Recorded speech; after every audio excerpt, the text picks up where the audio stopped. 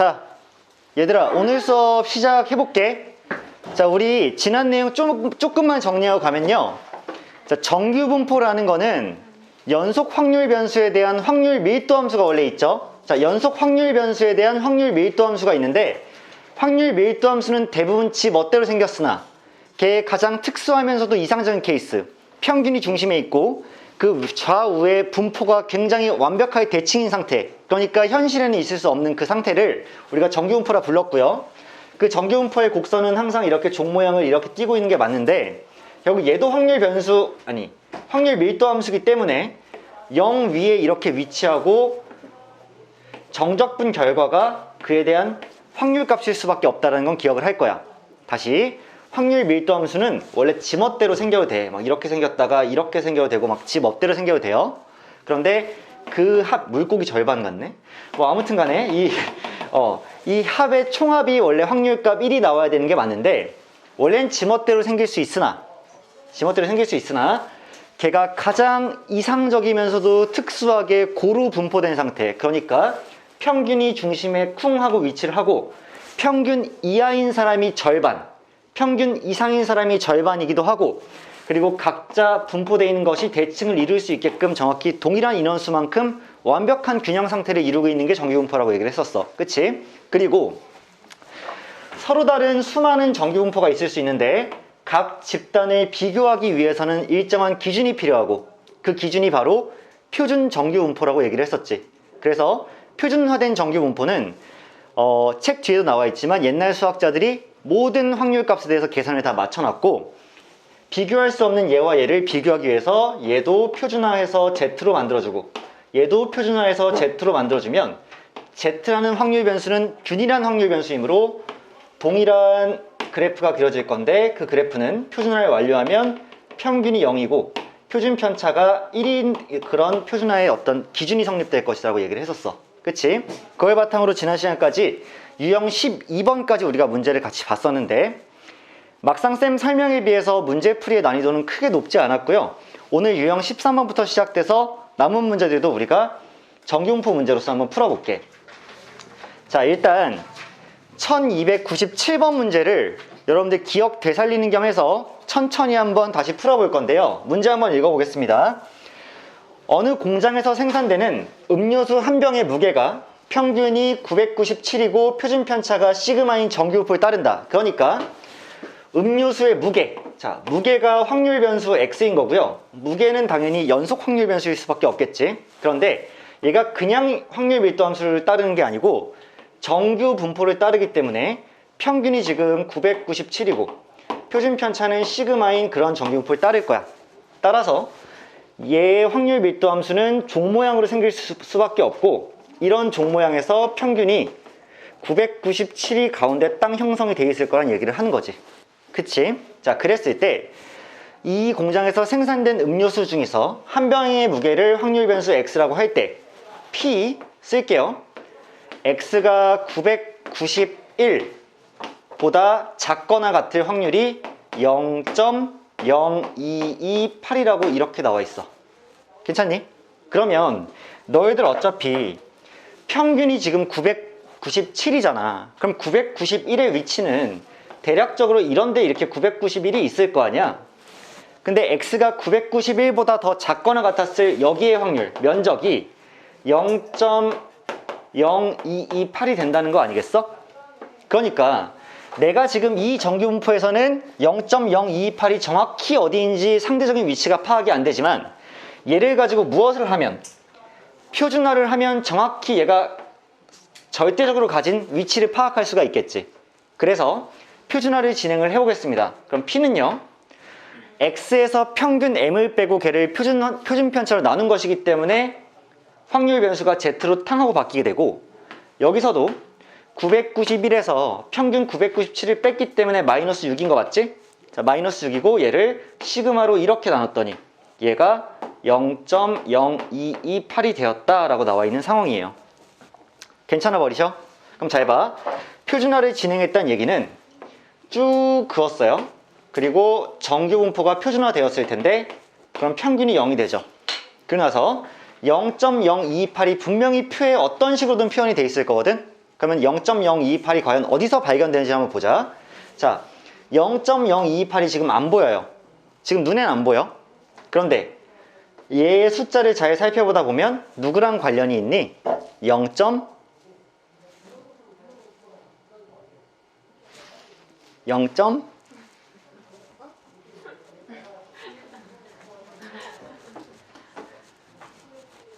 야, 0.0228이라는 숫자 있죠? 얘가 지금 표에 안 보이지? 하지만 표를 조금만 들여다보다 보면 관련성이 있는 숫자가 보이죠? 477. 그렇지, 0.477이죠? 왜? 쟤랑 얘를 합치면 뭐가 되니? 0.5가 되는 거 맞지? 그러니까 난 어떤 판단할 거냐면 봐봐, Z란 친구가 0 이상 2 이하일 때 0.477이야. 그럼 봐봐, 여기에 쿵하고 2가 있으면 이 부분이 0.477이라는 얘기잖아. 맞아요? 0부터 2까지. 그러면 2보다 크거나 같을 이 확률이 0.0228이죠. 근데 우리는 이 부분을 보는 게 아니라 지금 이 부분을 보는 거지, 왼쪽. 그러면 대칭인 상태니까 0부터 마이너스 2까지도 동일하게 0.477일 거고, 마이너스 2 이하인 부분이 똑같이 0.028일 거니까 결국에는 얘가 마이너스 2가 될 수밖에 없는 거 아니야? 마이너스 2 왼쪽이 0.0228일 거니까요. 동의해버리겠니? 따라서 시그마는 몇일 수밖에 없는 거야? 3이실 수밖에 없는 거죠. 그래야 마이너스 2 이하가 되기 때문에 0.0228이 나오시겠지? 자, 그랬을 때 이번에 우리가 최종적으로 구해야 되는 문제는 뭐냐면, 그렇다면 선택된 한 병의 무게 바 X가 1000g 이상의 확률이니까 1000을 이렇게 이 확률을 구하란 얘기지. 그럼 얘도 마찬가지로 표준화를 진행시켜줘서 P, Z가 몇 이상의 확률이냐면 1000에서 997을 빼게 되면 3이니까 걔를 표준편차 3으로 나눠주면 1이기 때문에 Z가 1 이상의 확률을 구하시는 거지. 그러면 0부터 1까지의 확률이 0.3413이잖아. 그러면 0부터 1까지의 확률이 0.3413이니까 걔보다 크거나 같을 확률은 0.5에서 0.3413을 빼준 값이 되겠죠. 괜찮으세요? 따라서 0.1587이 이 문제의 정답이 되지 않겠니? 4번으로 끝나는 거 맞죠? 그치? 자, 이런 식으로 여러분들이 표준화와 양쪽의 대칭성을 활용해서 문제를 풀어나가는 게 점점 쉬워지실 거고, 뭐 크게 어렵지 않게 진행을 계속 할게요. 자, 이번에는 유형 14번 문제 볼게. 확률 변수가 두 개인 정기분포의 활용이고요. 확률이 같아지는 경우야. 아, 이제 드디어 제대로 된 비교를 시작했구나. 왜냐하면 X라는 확률 변수랑 Y라는 확률 변수가 등장했을 때 그들의 직접적인 비교가 가능해, 불가능해? 일단 불가능하죠. 그럼 둘 다 뭐 해버리는 거야? 은진아, 둘 다 뭐 해버리니? 더해요? 둘 다 표현해버려요? 그러니까 표준화해버려서 둘을 비교 가능한 상태로 만들어버리는 거지. 그래서 유형 14번을 볼게요. 1301번 문제입니다. 같이 문제 한번 풀어볼게. 어느 회사에서는 두 종류의 막대 모양 과자 A랑 B를 생산하고 있다. 과자 A의 길이의 분포는 평균 M, 표준편차가 시그마 1이래요. 그러면 이렇게 써볼게. A의 길이를, 자, A의 길이, 과자 A의 길이를 확률 변수 X라고 놓으면 이 확률 변수 X는 정규 분포를 따르죠. 근데 뭘 따르냐면 평균이 M이고요. 표준 편차가 시그마 1인 애를 따를 거야. 두 번째, 이번엔 막대 모양 과자 B라는 애가 있을 건데, 자, B의 길이를 확률 변수 Y라고 이렇게 놓으면 그 Y도 정규 분포를 따르는데 얘가 M 플러스 25랑 평균은 M 플러스 25고요. 표준 편차는 시그마 2인 그런 정규 분포를 따른다는 얘기죠. 자, 과자 A의 길이가 M 플러스 10 이상의 확률과 과자 B의 길이가 M 플러스 10 이하의 확률이 같대요. 그러면 우리 고민 많이 할 필요 없이 이렇게 생각하면 돼. P, 과자 A의 길이가 M 플러스 10 이상의 확률, 이거 맞죠? 그 다음 P, 과자 B의 길이 Y가 M 플러스 10 이하의 확률, 이 둘이 서로 같다라고 나와 있으므로 천천히 얘가 비교가 가능하려면 표준화를 진행시켜 주시는 게 맞겠죠. 표준화를 해볼게. 그러면 P 표준화를 진행하면 Z로 얘가 바뀔 거고, 얘 같은 경우는 평균 M을 빼고 시그마로 나눌 거, 시그마 1으로 나눌 거니까 결국 시그마 1 분의 10이 이렇게 나오시게 되겠지. Z에 대해서 표준화를 하면 평균을 빼고 표준 편차로 나눕니다. 자, 이쪽은요 P Y의 평균은 M 플러스 25를 빼고요, 얘도 Z로 바뀌겠죠. 자, M 플러스 25를 빼니까 자, 마이너스 15가 남고, 위에는 시그마 제곱으로, 미안해, 시그마 2로 이렇게 나눠주겠지. 그래서 얘와 얘가 서로 같다는 거죠. 그러면 아까 전에는 얘의 정규분포와 얘의 정규분포의 그래프가 달랐을 거 아니야.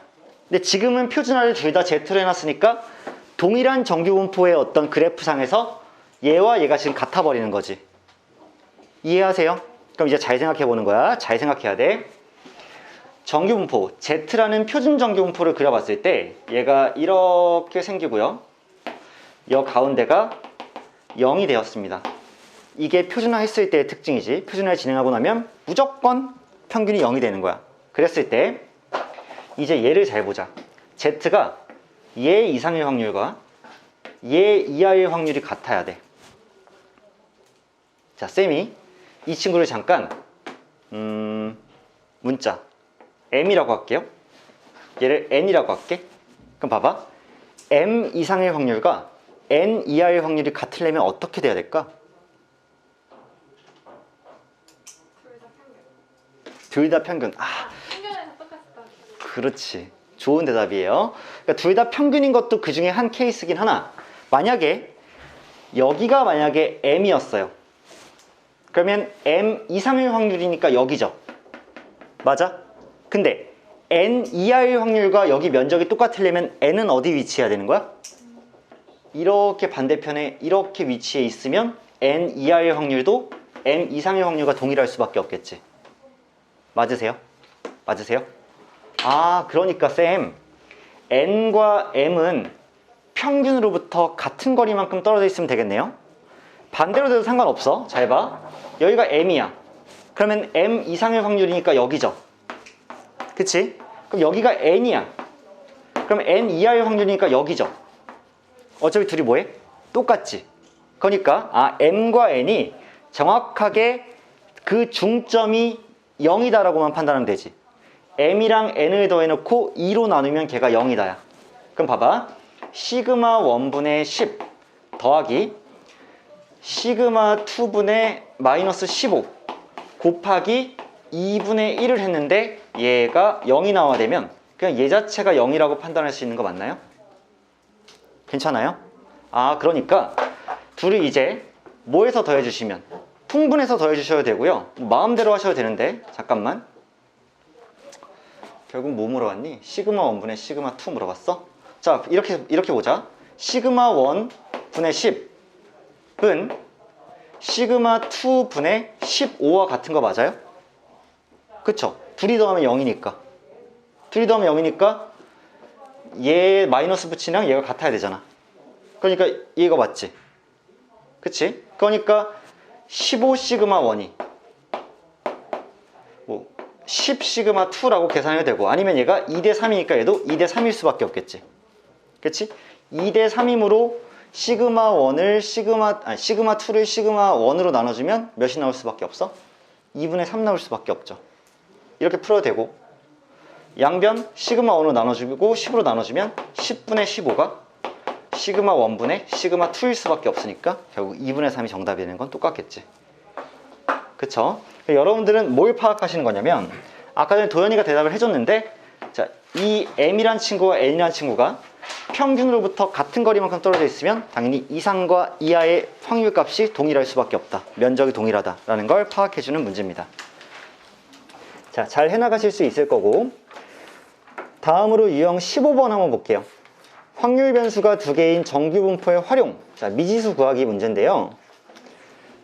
1305번 마지막 터프 문제를 우리 또 한번 연습을 해볼게.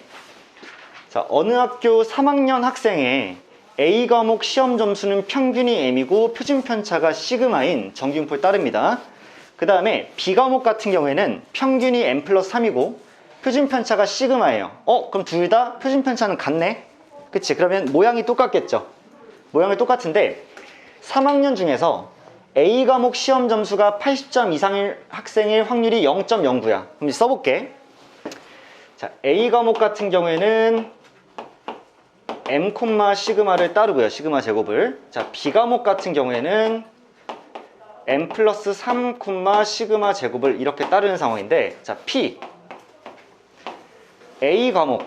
X라 원래 두는 게 맞는데 A라고 둘게요. 자, A 과목이 80점 이상일 그런 확률이 0.09라고 나왔어. 그리고요, B 과목이 80점 이상의 확률. 자, B가 80점 이상의 확률이 0.15라고 이렇게 나왔어요. 자, 그랬을 때 M 플러스 시그마의 값은 이라고 문제가 나왔고, 자, 이렇게 생각해보자. 각자를 표준화할 거예요. 표준화하면 P, Z가 80에서 이렇게 M을 빼고 시그마로 나누게 되겠죠? 평균 빼고 표준 편차 나눴을 때 얘가 0.09가 되시는 거고요. 얘 같은 경우에는 P, 또 Z로 표준화하시고 80에서 M 플러스 3을 뺐으니까, 자, 그러면 77 마이너스 M이죠. M 플러스 3을 빼게 되면 걔를 시그마로 이렇게 나누면 얘가 0.15의 확률이라는 거 아니야. 그럼 생각해봐. 표준 정규분포의 그래프가 이렇게 그려져 있을 때, 자, 0.09가 언제 탄생하는지는 밑에 조건에 나와 있겠지. 이거 의미 있는 숫자 아니니 얘들아? 0.41? 왜? 내가 쿵 하고 어딘가 잘랐을 때 여기가 0.41이란 얘기니까 남은 여기는 0.09가 될 수밖에 없겠죠. 그 지점이 어디야? 1.34네요. 따라서 얘가 뭐가 돼야 되는 거야? 1.34가 되시는 게 맞네. 괜찮아요? 자, 그 다음에 0.15가 나오려면 0.35와 관련이 있으니까 같은 이치로 생각을 하면 여기가 1.04가 되시는 게 맞겠네요. 그럼 게임 끝났죠? 왜냐하면 제가 1.34니까 80-M은 1.34 시그마가 될 거고요. 그 다음 77-M은 1.04 시그마가 이렇게 되시는 거 아니겠어? 그러니까 M 플러스 시그마 값을 물어봤으니까 나는 위에서 아래식을 이렇게 뺄게요.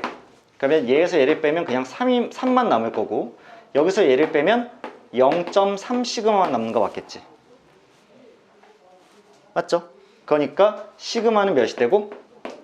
10이 되고, 시그마가 10이 되면 80-M이 13.4잖아요. 그럼 M을 넘겨놓고 얘를 넘기면 M 같은 경우에는 66.6 나오지 않을까요? 그래서 M과 시그마를 더하시면 76.6이 나오면 그게 정답이 되겠지. 재민아 괜찮니? 주은아 괜찮아요? 이해돼요? 오케이. 자, 다음으로 유형 16번으로 넘어가서 표준화하여 확률 변수를 비교하기라는 유형에 들어갈 건데, 거의 유형이 지금 크게 어렵지 않게 다 비슷해요.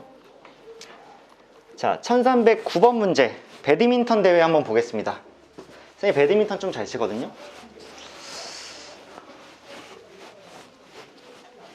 다음에 한번 하자. 자, 국제 배드민턴 대회에서 사용할 수 있는 셔틀콕의 무게. 너희들 셔틀콕 알지? 그 공이야, 공. 그 날개 달린 공.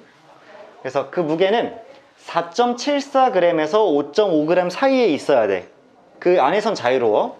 근데 세 회사 ABC에서 생산한 셔틀콕의 무게는 각각 정규분포에 따른대. 오, 정규분포에 따른다. 좋아. 근데 세 회사에서 생산한 셔틀콕의 무게의 평균과 표준 편차를 나타낸 게 이 표와 같대. A, B에서 생산하는 셔틀콕을 임의로 하나씩 뽑을 때 무게가 5.5g 이상의 확률 PA, PB, PC가 다음과 같은 부등식을 만족할 때 M의 최대값과 시그마의 최소값의 합은 이렇게 나왔어. 그러면 이렇게 생각을 할게요. A라는 친구가 따르는 정규분포는 어차피 4.9라는 평균이랑 시그마라는 표준 편차에 따를 거고요. B 같은 경우에는 정기분포에 따르는데 5.2라는 평균이랑 0.6이라는 표준 편차에 따르게 되죠. 그 다음 C라는 회사의 어떤 셔틀콕 무게는 정기분포에 따르는데 M이라는 평균이랑 1이라는 표준 편차에 따르게 되네. 그랬을 때 어차피 어떤 셔틀콕을 각 회사 거에서 뽑았을 때 무게가 5.5 이상의 확률이 PA, PB, PC니까 쌤이 PA를 그냥 이렇게 적어버리면 되죠. PA는 A라는 셔틀콕 무게가 5.5g 이상의 확률이에요. 그 다음 PB라는 친구는 B라는 회사의 셔틀콕 무게가 5.5g 이상의 확률이고 PC도 마찬가지로 C라는 회사의 셔틀콕의 무게가 5.5g 이상의 확률이야. 이렇게 설정이 되는 거잖아. 그쵸? 그런데 얘가 더 크거나 같고 얘가 더 크거나 같아야 되는 부등식이 성립해 버리는 거죠. 그럼 이 상태에서 일단 절대적인 비교는 어떻게 하니까? 불가능하니까 Z로 표준화를 시켜야지만 문제가 해결될 것 같아. 잘 들어. 얘를 Z로 표준화하면요 P, Z가 만들어지고 자, 평균을 먼저 빼니까 0.6이죠. 0.6을 시그마로 나눴으니까 시그마 분의 0.6이 이렇게 만들어지실 거야. 이번에 얘도 표준화를 진행하시면 P, Z가 라고 돼 있고 5.2를 빼니까 0.3 남죠. 5.2 뺐으니까 0.3 남는데 걔를 0.6으로 나누면 2분의 1인 거 맞아? 그치? 2분의 1이에요. 그럼 0.5라고 이렇게 판단할게. 마지막 C도 표준화를 진행하시면 Z가 5.5에서 M을 뺀 다음에 1로 나누니까 그냥 5.5 빼기 M이라고 이렇게 써버리면 되겠죠. 이제 나는 뭐 할 수 있다? 아까 전에 얘는 서로 다른 정기분포 그래프를 3개 그렸어야 되잖아. 근데 Z로 전부 다 표준화를 하는 순간에 하나의 그래프에 3개 다 표현할 수 있는 게 맞지? 좋아. 그러면 뭐가 남았냐면 쿵 했어요. 그리고 표준 정기분포를 이렇게 그려놨어. 자, 당연히 Z라는 확률 변수에 대한 평균은 0이 될 것이고요. 이제 잘 들어. 내가 얘도 잘 모르고요. 얘도 잘 모르고요. 얘도 잘 아니지. 왼쪽 거 잘 모르고요. 오른쪽 거 잘 모르지만 가운데 거 확실하게 알죠. 가운데 게 분명히 0.5에 이렇게 찍혀 있습니다. 그러면 PB는 어디에 해당되냐면 쌤이 얘를 노란색으로 이렇게 칠한다고 치면 여기에 해당이 된다고. 맞아버려? 맞아버려? 야, 0.5 이상의 확률이니까 0.5 이상의 확률 여기잖아. 근데 PA가 더 크거나 같아야 되지. PA를 내가 빨간색으로 칠할 건데 이 확률이 더 크거나 같으려면 이런 데다 그어서 여기 칠하면 되냐고. 아니지. 여기보다 왼쪽에 이렇게 놓고 이걸 칠해야 더 크거나 같을 거 아니야. 따라서 시그마 분의 0.6이 여기 있는 0.5보다 어디 있어야 되는 거야? 왼쪽에 있어야 되는 거지. 작거나 같다. 따라서 시그마 분의 0.6이 0.5보다는 작거나 같으셔야 되는 거니까 뭐 양변에 10 곱해주면 6 이상 5 시그마가 되겠지. 양변에 시그마 곱해도 마찬가지고. 그러면 시그마는 5분의 6보다는 크거나 같아야 된다는 사실이 먼저 쿵 하나 나오지 않을까요? 자, 이게 먼저 나오실 거야. 그 다음 쌤이 이제 PC 여기를 파란색으로 칠한다고 하면 PB라는 노란색 면적보단 작아야 되니까 이 5.5-M이 0.5보다 더 오른쪽에 이렇게 있어야 더 작은 부분이 칠해질 거 아니야. 이해돼요? 따라서 5.5-M이라는 이 숫자는 0.5보다는 크거나 같아야지만 확률값은 더 좁아지겠지. 작아지겠지. 얘가 더 작거나 같아야 되니까. 따라서 얘는 0.5보다 더 크거나 같아야 하므로 넘겨주시면 M은 5보다는 작거나 같으실 수밖에 없겠지. 그래서 문제에서는 M의 최대값을 물어봤으니까 5고요. 시그마의 최소값을 물어봤으니까 5분의 6이어서 둘이 합해주시면 5분의 6이 1.2이기 때문에 6.2가 정답이 되시는 게 맞겠지. 괜찮아 버릴까 병수야? 수연이 괜찮아 버리니? 응. 바쁘냐? 뭐하세요? 폰 좀 그만하고. 자, 1309번 문제 우리 같이 봤고요. 다음으로 유형 17번으로 같이 넘어가 볼게. 정규 분포를 이용한 최저 점수 구하기라고 나왔는데 이 유형이 애들이 가끔 어려워하는 경우가 꽤 있어. 그러니까 이거 잘 들어놓자. 자, 문제 1319번 마지막 문제 볼게요. 전교생이 1000명인 어느 고등학교 학생의, 야 요즘에 전교생이 1000명인 데가 어딨어? 1000명이야? 그럴 수도 있겠구나. 나 잘못 얘기했네. 쌤 때는 한 학년에 한 690명에서 710명 정도 됐거든요. 쌤 때가 약간 인구가, 그러니까 요즘이랑 많이 달라. 쌤은 한 반에 45명 정도였거든. 근데 애들은 안 믿더라. 쌤 때 진짜 한 반에 45명이어서 애들 이름 외우는데 꽤 걸렸고, 쌤 세대가 약간 과잉 생산된 세대야. 베이비 붐이 있었거든요. 쌤이 92년생인데, 와, 내가 1992년생이고, 니들이 2005년생인가? 이렇게 되면 13살, 13년이잖아. 그 사이에 무슨 일이 있었냐면, 쌤 때는, 갑자기 이렇게 말하니까 진짜 웃긴데, 아니야. 참고로 얘기할게요. 국민학교 아닙니다. 소학교 아니에요. 쌤은 처음에 입학할 때부터 초등학교였어.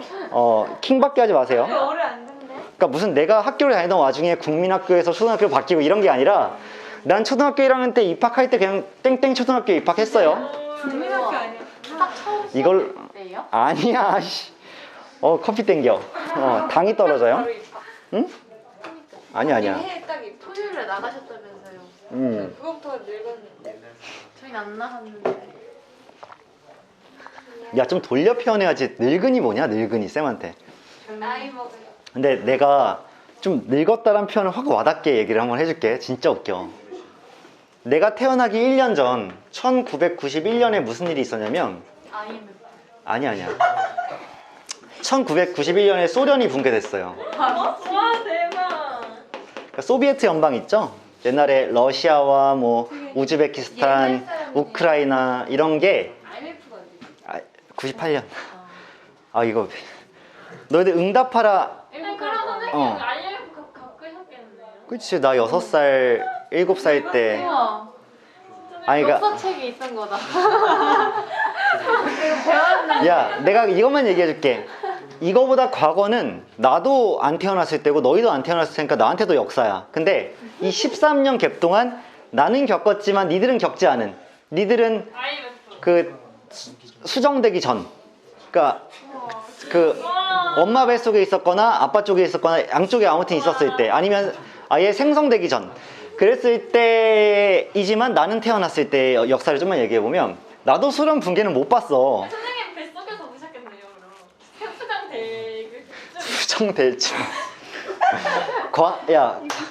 가정 시간이냐? 그래, 뭐 내가 수정될 때쯤에 소련이 붕괴됐을 수도 있어요. 근데 아무튼 그래봤자 나는 뱃속에 있었으니까 못 봤습니다. 근데 아무튼 간에 소련이 이제 붕괴됐다는 거를 나도 내가 그러면 이때 한 살에 태어나자마자 응애 하자마자 소련이 붕괴 뭐 이러진 않았을 거 아니야. 나도 그냥 걔 베이비였다고. 근데 아무튼 나중에 역사책을 보니까 나 태어나기 1년 전이네? 이런 생각이 들었고요. 그리고 내가 기억하기로는 1991년에 아마 삼풍백화점이 무너졌을 거야. 그래서 나도 못 봤어. TV 속에서 볼 뻔했네요. 볼 뻔했어. 수 있겠네요. 볼- 뱃속에서 보지 않았을까? 야, 태교로 봤겠지, 태교로. 엄마가 보면서 무너졌단다 하면 내가 아니 쌤 그때 없었죠. 아니죠. 11월 때를 태어났으면 1월에 입시하셨으니까 1991년대를 못 봤겠네. 그렇긴 하네요. 그렇지. 나는 11월이 생일이었구나. 좋아요? 해피하네요. 자, 아무튼 간에 이때 태어나서 역사적으로 무슨 일이 있었냐면, 일단 시기적으로 쌤이 태어났을 때는 제가 알기로는 노태우 대통령 때였습니다. 나도 믿기지가 않아. 우와. 왜냐면 봐봐, 니네 태어났을 때 노무현 대통령 때야. 근데 니네들이 노무현 대통령을 제대로 기억을 못 하잖아. 왜? 어렸으니까. 박근혜부터밖에 기억이 안 나. 그래. 니네들은 나도 마찬가지야. 태어났는데 대통령을 어떻게 하냐, 한 살에. 알 수도 있죠. 이때가 이제 노무현 그 대통령이고. 사람이 누구예요? 그거 봐. 그 자살하신 분 있잖아. 그 부엉이 바위에서 뛰어내려서서 자살하신 분. 이름이 뭐예요? 노무현. 진짜 좋아하는데. 노무현 대통령이 임기가 2003년부터 2007년까지였어. 5년이니까. 3, 4, 5, 6, 7. 그 다음에 이명박 대통령이 된 거 아니야. 이명박 대통령이 기억 안 나, 이런 것도. 애들이 엄청 놀랬잖아. 2008년부터 2012년까지니? 이렇게 됐을 거고, 박근혜부터밖에 모르는데. 박근혜 대통령이 2013년도부터 원래는 2017년까지 하는 게 맞는데 중간에 탄핵당하셔가지고 2016년도인가 아마 탄핵당했죠. 그 다음에 이제 문재인 대통령이 중간에 보궐선거로 당선이 되셔가지고 쭉 하다가 언제까지 했니? 나 이제 여기서부터 기억이 안 나네. 근데 아무튼 간에 작년까지 하지 않았어요? 노무현 대통령 전에가 이제 여러분들 기억하시는 김대중 대통령. 기억력 좀 보소. 김대중 대통령이고요. 김대중 전에가 김영삼 대통령이고요. 김영삼 대통령 전에가 이제 노태우 대통령인데, 와. 그러니까 내가 태어났을 땐 이분이 대통령이었는데 이제 태어나서 한 두세 살 됐을 때 이렇게 바뀌었고요. 난 이분도 기억이 안 나. 근데 이분부터는 기억이 나. 어땠어요? 뭐 근데 너무 어렸을 때여서 이분이 될 때가 쌤이 한 8살 뭐 이럴 때였거든요.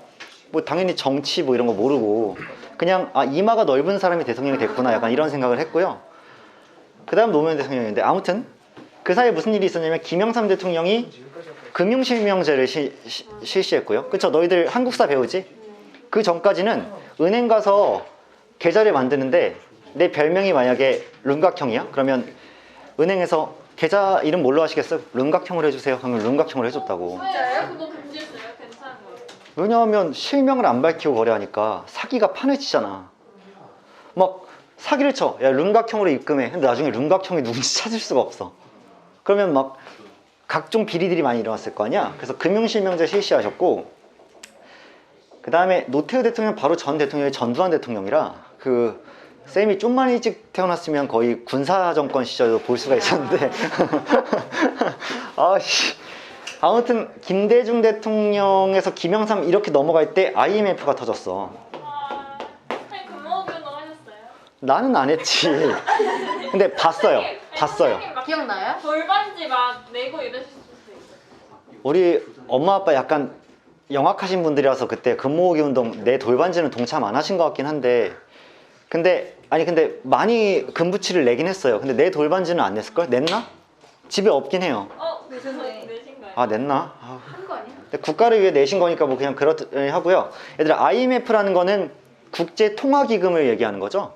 그래서 IMF 사태라고 얘기하면 우리나라가 외환 보유가 부족해져서 돈이 없었기 때문에 IMF한테 돈을 꾼 거예요. 빌린 거야. 망할 뻔했어 이때 나라가. 기업 망했으면 어떡해요 그때? 그러면 이제 베네수엘라 같은 나라처럼 됐겠지. 어떻게 되는 거예요? 뭐 돈이 가치가 없어지고 걔네들 빵 하나 사 먹으려면 지폐로 트럭으로 지폐를 실어서 이만큼 갖다 주면 빵 하나 주고 그래요. 진짜요? 왜 화폐 가치가 완벽하게 하락한 거지. 빵 팔러 가야겠다. 있어야 팔지. 그럼 제가 제빵 하면 되겠다. 제가 제빵 하면 야, 밀가루 살려고 그래도 트럭으로 이만큼 갖다 줘. 들고 가면 안 돼요? 그 나라는 지금 가면 웬만하면 그 돈 갖고 있으면 총 맞아요. 응? 생각 안 하니? 네가 대한민국에서 나 돈 좀 갖고 왔어 그러면 거기 사람들이 굶고 있고 막 이러는데, 그래요, 인도적으로 제가 살게요 이렇게 하겠니? 바로 총 들이대는 거 아니야. 수리남 찍는 거야, 수리남. 근데 아무튼 간에 이 얘기 왜 하는 거야? 근데 그냥 수업할까? 아니야. 이게 재밌어? 그래, 나 역사의 산 증인이잖아. 이때 무슨 대우 이런 기업이 지금 우리나라에서 막 현대, SK 그런 기업이었거든? 갑자기 어느 하루 아침에 갑자기 파산 신청해 버렸어. 근데 기업이 하나 파산 신청하잖아요? 그럼 그 기업에 딸린 식구가 몇이야? 그 기업에 일하고 있던 일자리 갖고 있던 가장들, 우리네 아버지들, 이런 분들이 갑자기 하루아침에 실직해가지고 집에다 말도 못하고 회사 갔다 올게 하고 놀이터 가가지고, 그래서 그런 노래가 나왔잖아. 막 학교를 안 갔어. 그리고 오락실. 근데 오락실 그 노래 가사 알지? 집에 가기 싫었어 뭐 하는데 오락실 들어갔는데 아빠가 있는 거야. 맞아요. 그게 그 당시 시대상을 반영한 노래라고. 내가 학교 땡땡이 치고 오락실에 갔는데 회사 갔던 아빠가 거기서 오락을 하고 있어. 그래서 무슨 일인지 봤더니 아빠가 퇴직당한 사실을 집에 알리지 않고, 갑자기 또 눈물바다 될 뻔했네. 근데 아무튼 간에 쌤 아버지께서는 이때가 30몇 살이셨을 때였는데, 이게 뭐 운이 좋다고 해야 되나? 아무튼 회사에서 보통 대부분 잘렸거든요. 대부분 잘렸는데 어떻게 살아남으셨어. 그래서 크게 쌤은 타격이 없었는데, 이때 IMF 특징이 뭔지 아니? 몰라요. 부가 있는 사람들은 급속도로 부가 증가됐고요. 부가 없는 사람들은 확 가난해졌거든요. 왜냐하면 IMF가 사태가 터지면 경제가 불안정하기 때문에 뭐가 오르니? 금리가 올라요. 금리가 미친 듯이 올라. 우리 얼마 전에 금리 굉장히 많이 올랐죠. 그때 몇 프로 올랐어? 기준금리가 대충 0.5%씩 계속 몇 번 증가했잖아. IMF 때 평균적인 금리는 20%였습니다. 지금 이번에 대출금리 몇 프로였니? 많이 올랐다고 하는데 한 7%까지 올랐었지. 6, 7%. 거의 8, 9%까지 오른 데도 있긴 하지만 저축은행 같은 데는.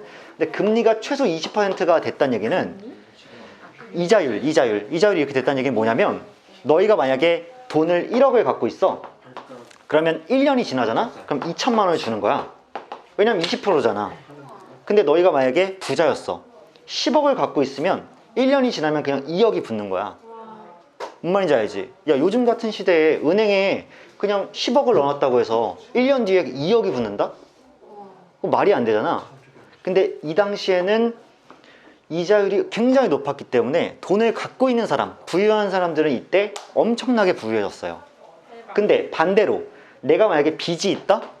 빚이 있으면 이자율이 높으니까 내가 1억의 빚이 있었는데 천천히 갚고 있었는데 1년 뒤에 갑자기 2천만 원이 플러스 돼.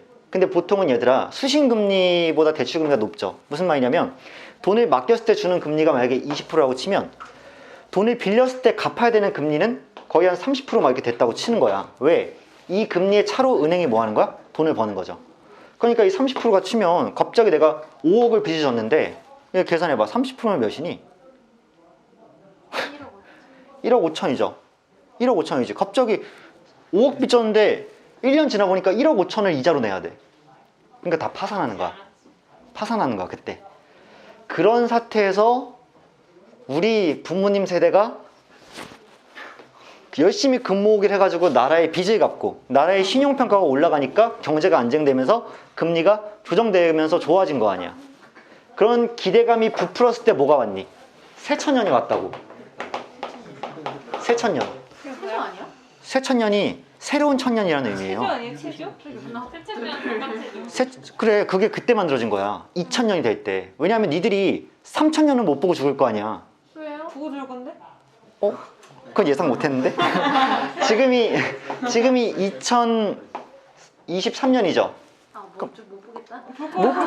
너희들이 977년을 더 살면 이제 3000년을 보겠죠. 근데 쌤은 1992년도에 태어났기 때문에 8년만 살았더니 2000이 되는 거잖아. 이때 꽁으로? 어땠어요? 이 당시 분위기를 너희들은 모르지. 근데 이 당시 어떤 느낌이었냐면 이런 얘기가 있었어.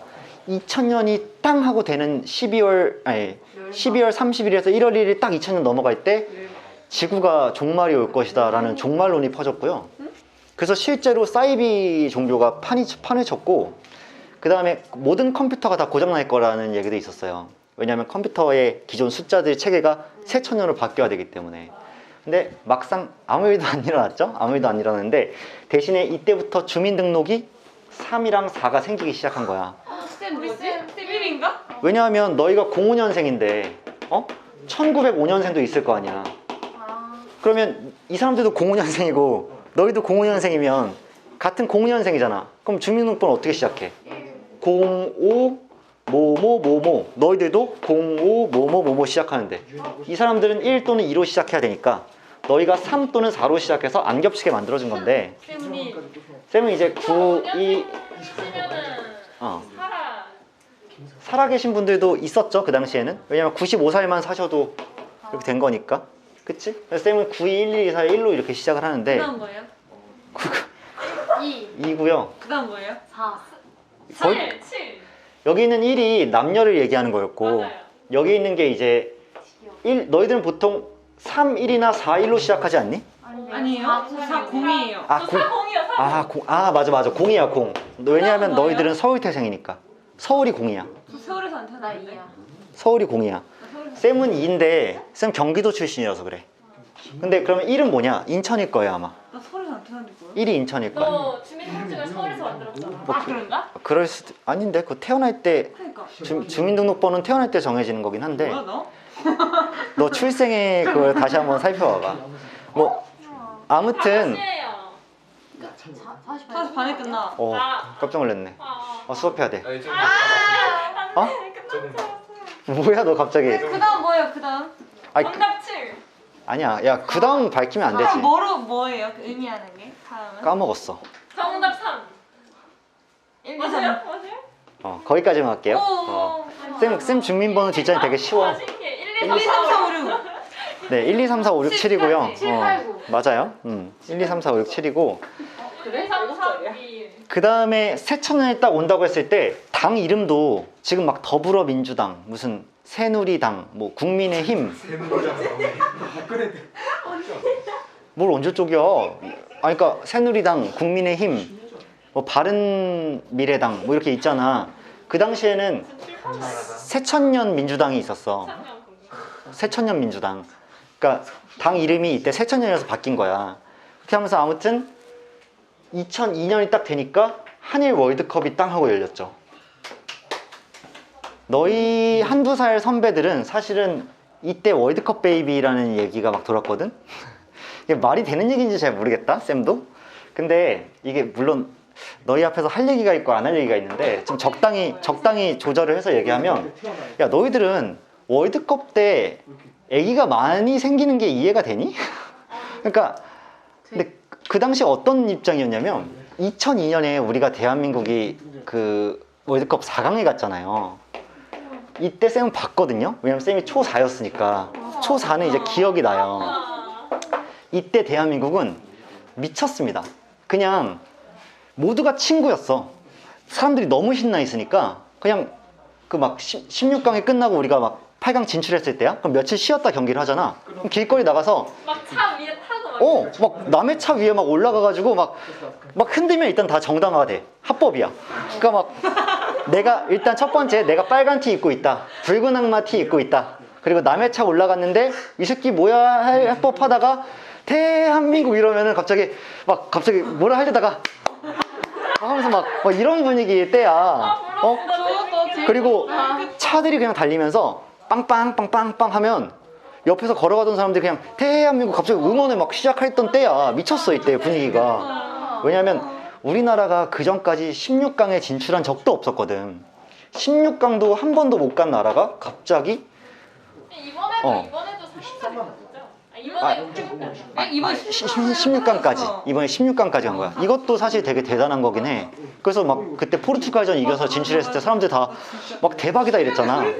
야 근데 16강을 우리가 조가 어떻게 했었냐면 대한민국, 폴란드, 미국, 포르투갈. 이때 포르투갈 우리한테 그때도 졌어요. 그래서 우리가 그때 조 2위로 진출을 했고요. 미국이랑 같이 둘이 떨어졌습니다. 아무튼 진출해서 16강에서 만난 게 이탈리아야. 이탈리아를 만났는데 이탈리아 개 잘하잖아. 사람들이 뭐라 그랬냐면 야 여기까지만 온 것만 해도 진짜 잘했다 이랬어. 그냥 마음을 좀 비우고 보지. 이탈리아는 거의 세계 최고의 축구잖아. 그런데 거기서 안정환이 갑자기 골든골로 이거 해가지고 넣고 막 반지 세레모니 하고 하는데 그때는 골든골이어서 연장전에 골 넣으면 바로 게임이 끝이 났어요. 그러니까 그 골을 딱 넣는 순간 끝난 거야. 1대 0으로 이긴 거예요? 그렇지. 1대 0으로. 아니에요. 2대 1로 이겼어요. 왜냐하면 크리스티안 비에리가 먼저 헤딩 넣고 설기현 선수가 43분에 동점골 넣고 연장골을 갔는데 거기서 아니 쌤은 외운 게 아니야. 근데 이건 다 물어보면 아시죠? 당연히 알지. 왜냐하면 우리 쌤 초4 때의 모든 인생에서 제일 기억에 남는 순간. 그러니까 이때 16강 딱 가니까 전 국민 난리가 난 거야. 전 국민이 막 땅이 막 울리는 것 같고 막 그때 너희들 영상 자료는 봤지? 사람들이 막 광화문 같은 데 모여서 차에 타 있고 막 미친놈들 같고 사람도 많이 죽었는데 그거 알아? 장례식장에서 그거 보다가 다 같이 환호하는 장면 그거 몰라? 그 장례식장이었는데 월드컵 기간이잖아. 뭐 부모가 돌아가서 장례식장에 이렇게 있었는데 TV 틀어놓은 거야. 근데 이탈리아전 이기니까 장례식장인데 막 하고 막 난리가 나서 이 정도면은 그거라고 그 호상이라고 응? 즐거운 상이라고 하면서 막 난리가 나고 그랬었는데 근데 그렇게 해서 16강을 이겨서 8강에 갔어요. 8강 갔는데 누구 만났니? 스페인 만났단 말이야. 야 스페인은 또 미친 나라 아니야? 그 축구로 거의 세계 최강 아니냐고. 걔를 만나서 진짜 지금까지는 이 정도면 진짜 잘했다. 솔직히 스페인한테 무조건 진다. 경기력도 쌤은 경기를 봐서 알지만 엄청 밀렸어요. 걔네가 골대만 한 3번 맞추고 막 와 씨 이번에 들어갈 뻔했다 하다가 결국 0대0으로 승부차기 간 거야. 근데 승부차기에서 4번째 키커 호아킨 선수가 좀 긴장해가지고 이렇게 찼는데 오른쪽 가가지고 이훈재 선수가 딱 한 방 해가지고 맞고 나서 홍명보가 마지막에 인사이드로 탁 밀어넣었더니 상단으로 딱 꽂힌 거 아니야. 그랬을 때 그 승부차기 이겼을 때 우리가 8강을 딱 이기고 4강으로 가는 순간에 그렇지. 그래가지고 그때 근데 이때요. 이게 좀 갑자기 이상해지는데 이때 갑자기 애기들이 많이 생겼습니다. 이때 수정이 많이 됐어요. 그래가지고 모르겠어. 야, 축구를 이겨가지고 신나면 사람들이 그렇게 많이 임신을 하는지 난 몰랐는데 이때 갑자기 출산율이 급증해가지고요. 2003년생이 좀 많았어요. 2002년 6월 정도에 이제 기쁜 나머지 임신하신 수많은 부모님들이 이제 아이를 2003년생 애들을 많이 낳으셨고요.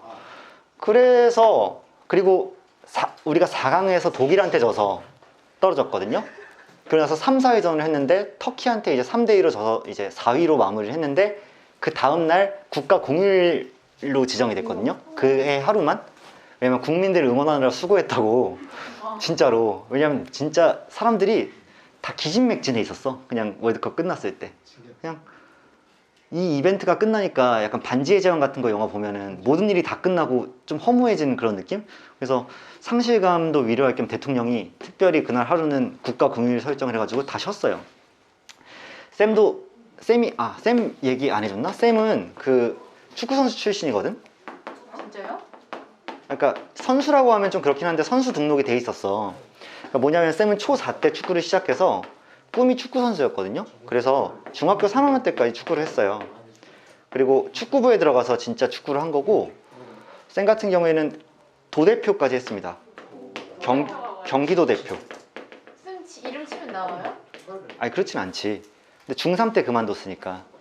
근데 이제 그러고 나서 고등학교에 가서는 이제 공부를 한 건데 선생님 만약에 계속 하셔요. 이번 월드컵 나가실 수도 있어요.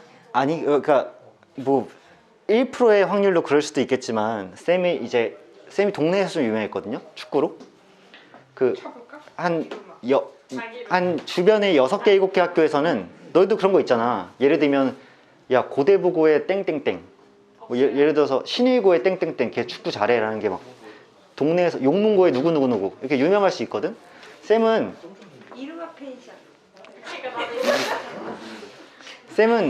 동네에서 유명했는데 경기도 대표로 뽑혀서 딱 가니까 무슨 경기도 여기 포천에서 오네, 하남에서 오네, 과천에서 오네, 수원에서 오네, 지역에서 막 오잖아. 갔는데 안 되겠는 거야. 쌤은 그때 키도 작았거든요. 근데 거기 가니까 중학생인데 막 180 넘고 막 이래. 나만 피지컬이 좀 작고 이름아 재면서. 재면소? 아무튼 간에 갔는데 그때 깨달았어요. 이 스포츠란 영역이 신체적인 조건도 중요하고 그 다음에 역량과 재능도 많이 필요한데 내가 딱 어떤 레벨이었냐면 어떤 시 단위에서 조금 잘하는 레벨이었지만 도까지 가니까 이미 거기서 발리기 시작하는 거야. 근데 사실 세계에서 경쟁하려면 일단 국가대표에 가려면 전국 단위에서 일단 싸워야 되잖아. 쌤이 누구랑 축구를 해봤냐면 니들 아는 남학생들은 아는 애들 있을 건데 윤빛가람 알아? 알죠. 윤빛가람 알지? 윤빛가람이랑 쌤이 축구를 직접 해봤거든요. 얘 국가대표였잖아. 근데 윤빛가람이랑 축구를 했는데 그때 알았어요. 아, 윤빛가람은 메시구나. 진짜 거기서 축구를 나는 윤빛가람이 세상에서 제일 잘한다고 그때 생각을 했어. 너무 잘하는 거야. 막 미친 듯이 잘해서 이건 정말 세계적인 선수가 되겠다 이랬는데 사실은 국대 정도 들고 세계적인 선수까지 못 됐죠. 그러니까 레벨이 끊임없이 있는 거야. 그러니까 너희들도 예체능에 도전할 때는 항상 공부보다 더 어렵다는 사실을 잊으면 안 돼. 쌤이 축구를 딱 그만두고 공부를 시작하니까 너무 쉬운 거야. 아니, 그러니까 일단 첫 번째 숨이 안 차. 그러니까 축구 할 때는요, 감독이요, 내가 뛰다가 진짜 숨이 여기까지 차서 죽겠을 때 수비 복귀해야지 막 뛰어 걸어 막 이러면은 막 뛰어서 복귀를 하면서 막 죽을 것 같다. 오늘만 운동 쉬었으면 좋겠다 이랬거든. 근데 공부를 하니까 일단 그냥 앉아서 하는 거고 다리도 안 아프고 손도 안 아프고 뭐 손 아파요? 뭐 아무튼 간에 머리도 아파요. 자, 허리도 아프고. 자, 아니 조용히 해. 그래서 뭐 상대적으로 좀 신체적으로 덜 힘들다 이런 느낌이 들었기 때문에 나 말 너무 많이 했는데 아무튼 그 결론은 뭐냐면 쌤 때는 좀 과잉 생산되는 시기여가지고 그 수험생이 쌤 때 70만 명이었어. 70만 명. 지금 너희 수험생이 아마 한 40만 명 좀 안 되죠? 한 38만 명 이렇게 될 건데 여기에 아마 N수생이 끼어들기 시작하면 한 7만 명 정도 추가되면 뭐 한 45만 정도 있지 않을까라는 생각이에요. 그러면 불과 13년 사이에 인구가 거의 뭐 절반으로 줄은 거거든요. 근데 지금은 더 줄고 있죠? 지금 너희들 막 2022년생들 막 나올 거 아니야. 작년에 나왔을 거 아니야, 베이비들.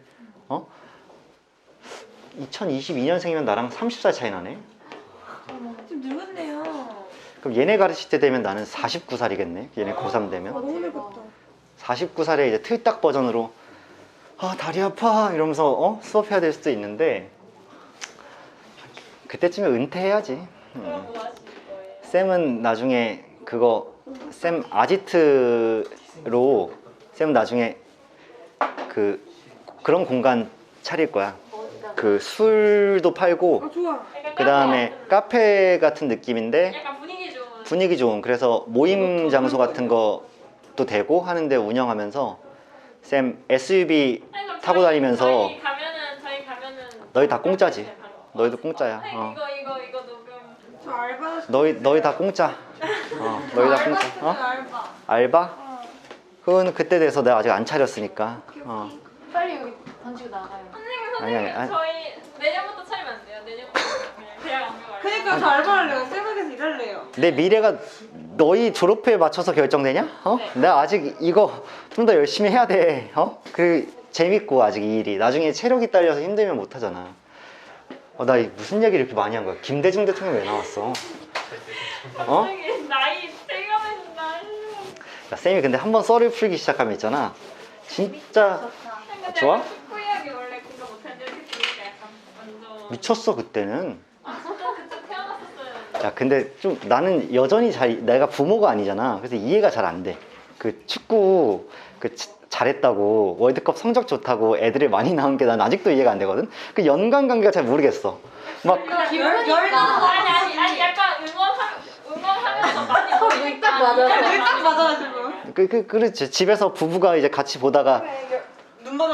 꼭 너무- 부부가 아닐 수도 있잖아요. 그때 그러니까 길거리 가다가 눈 맞아. 표현을 조심해 주시고요. 그러니까 근데 그때 부부가 될 수밖에 없었던 사람들도 있어요. 그러니까 원래는 부부가 아니었으나 그때 너무 이제 열광적이었던 나머지 이제 결혼을 하신 그런 분들도 있겠지만 뭐 아무튼 축구 이기니까 신나서 부부가 갑자기 애를 낳읍시다 해가지고 아무튼 애를 낳은 모양인데 여러분들은 그거보단 조금 더 어리네. 그래서 쌤이 재작년 애들 가르칠 때는 실제로 걔네가 월드컵 베이비가 많았단 말이야. 그래서 너희들은 월드컵 베이비를 집에서 엄마 아빠가 알려준 경우도 있더라고. 네, 저희 엄마 아빠 월드컵 때 결혼하셨대요. 뭐 이렇게 월드컵 때. 그래서 이제 그런 일도 좀 있었는데 아 얘기 많이 하니까 진 빠져. 그만해요. 끝내요 이제 그냥. 나 원래 오늘 이항분포와 정규분포 하려고 그랬는데 유형 5개밖에 안 되거든? 할게. 밀어요. 한 15분 남았어요. 그럼 5분만 더 썰 풀고 나머지 이거 한 문제 풀고 끝내줄게. 네. 참나. 언제부터 내 얘기를 이렇게 잘 들어준 거야? 원래 잘 들었어. 야 근데 쌤 이야기 고가야 됐는데? 뭐 궁금한 건 뭐야? 재민이 뭐야? 현우진 만났어요. 있는데? 너 이제 그거 해주세요. 현우진 만났어요. 갑자기 신청곡을 근데 나 현우진 만난 거 입안에서 얘기 안 했어? 어디서 얘기했? 화목토반에서 얘기했나 보다. 너 어떻게 알았어? 선생님께서 동현이가 편집한테. 동현이가 알려줬어? 그래 그 얘기 해줄게. 야 그러면 시간 모자랄 수 있으니까 1319번 풀고 해줄게. 싫어요. 이렇게 알겠어. 대신에 이 이야기가 끝나고 나면 1319번은 무조건 한다. 한 문제는 무조건 해야 돼. 끊지 말고. 이거 안 하고 끝내면 나 싸고 안 닦은 느낌이야. 알겠어? 자, 저와 현희준 선생님의 관계도를 쌤이 일단 그려드릴게요. 벤 다이어그램처럼 그리는 건데, 자 여기 이루마라는 사람이 있습니다.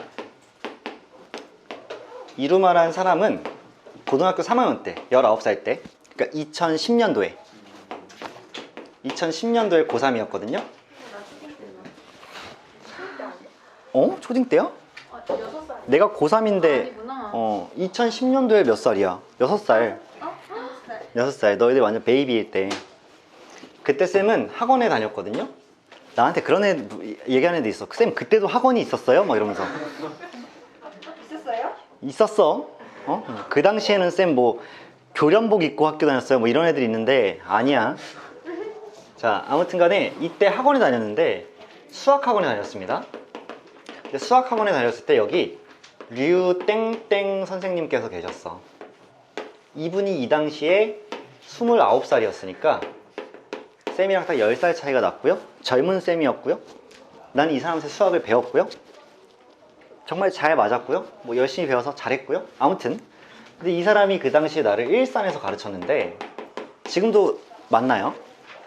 근데 이 사람이 이제 쌤은 이렇게 나이가 흘러서 이제 10년이 흘렀기 때문에 이제 31살에 이루마였을 때, 30살에 이루마였을 때, 그때 40살의 류땡땡 씨가 10년이 흘렀잖아요.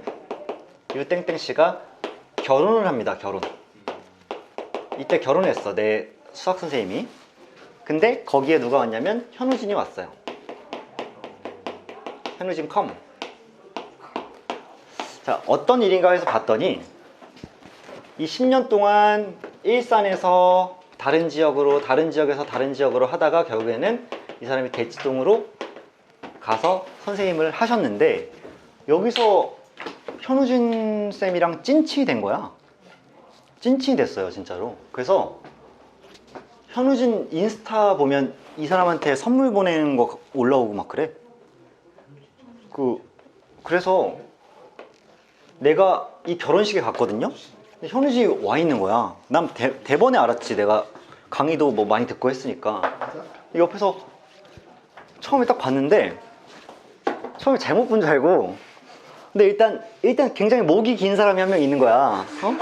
그 목이 너무 길더라고. 그리고 그 당시에는 실제로 더 말라서 그 양복을 입고 왔는데 키가 한 180 6, 7 될 거예요. 키가 굉장히 크신데 난 더 멋있을 줄 알았어, 사실은.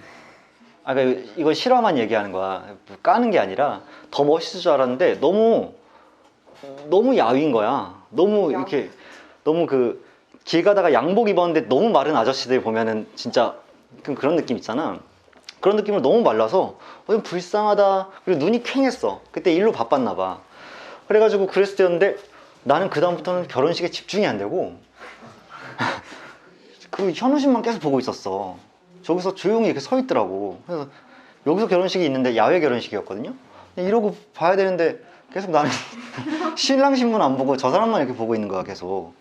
근데 내가 이제 타이밍을 좀 노리고 있었는데 가서 말이라도 붙여보려고. 그리고 이따가 결혼식이 끝날 때쯤에 아 사인 받아야 되겠다 이 생각이 들어서 몰래 이렇게 다가가려고 하고 있는데 누구랑 인사를 많이 하더라고. 막 각종 대치동에 있는 학원 원장님들한테도 가서 막 인사하고 뭐 인사하는 날 근데 인사하고 있는데 가가지고 아 저기 사인 좀 이러면 좀 방해되잖아. 그러니까 멀리서 대기하고 있다가 집에 갈 때를 노려서 탁 길목에서 대기 타다가 저 죄송한데 저 선생님 뭐 팬입니다 이랬나? 팬입니다 사인 좀 한 장 해주세요 내가 그랬단 말이야. 그랬더니 처음에 아 예 이름이 어떻게 되세요? 이래가지고 제가 이루마입니다 그랬더니 이게 쓸 거 아니야 이제. 이루마님 뭐 행복하시고 번창하세요 현우진 드림 이렇게 써는 도중에 내가 말을 걸었어. 저도 수학을 가르치고 있습니다 이렇게 말을 걸었다. 그랬더니 그 말은 완전히 무시당했고 거기 대답을 안 했어. 아 예 뭐 이랬나? 그래서 나는 아 그래요? 이 정도는 해줄 줄 알았는데 아 예 하고 그냥 사인해주고 주고 헤어졌어. 그게 전부인데 그날 밤에 현우진 쌤이 내 이제 고등학교 때 류 쌤한테 카톡을 했대. 뭐라고 왔냐면 그 본명인지 아닌지는 모르겠는데 아까 이루마라는 사람이 와서 사인 받아감 이렇게 했대. 그러니까 내 이름이 가명일 거라고 생각을 했나 봐. 워낙 특이하잖아. 그래서 이 쌤이 답장을 이제 그래서 그 일산에 있을 때 제자인데 그 수학 가르치고 있어. 아 진짜 잘 됐으면 좋겠네 라고 언급된 게 그냥 인연의 끝이거든요. 2년의 끝이야. 그 다른 건 별거 없어. 근데 그때 내가 지금 생각해 보니까 사진은 한번 찍어 놓을 걸 이런 생각이 들더라. 사인은 좀 흔하잖아. 같이 사진을 한번 찍었어야 되는데. 그러면 또 합성이 합성. 사진을 한번 찍어 놨으면 재밌었을 것 같은데. 아무튼 추후에 어차피 쌤도 유명해질 거니까 뭐 선생님 메가스터디 들어가는 날 이제 같이 사진 한번 찍으면 비웃지 마시고 화이팅. 아무튼 간에 얘들아 그게 사실 전부야. 쌤 결혼식에서 현우진 쌤 만나서 목이 긴 기린 같은 사람이랑 사인 한번 받았다. 그리고 좀 언급됐다. 카톡에서 언급됐다. 뭐 이 정도. 그래서 이런 게 있고 마지막 인사. 마지막 인사야? 아니야. 이거 안 풀면 못 내보내. 아무도 못 내보내. 네, 끊을게요. 아니야. 야, 좀 내 권위를 존중 좀 해줘. 잠깐만. 자, 마지막 1319번만 보고 오늘의 게임을 끝내죠. 자, 전교생이 1000명인 어느 고등학교 학생의 수학 점수는 정규 분포를 따른다고 한다. 그러니까 수학 점수가 확률 변수야.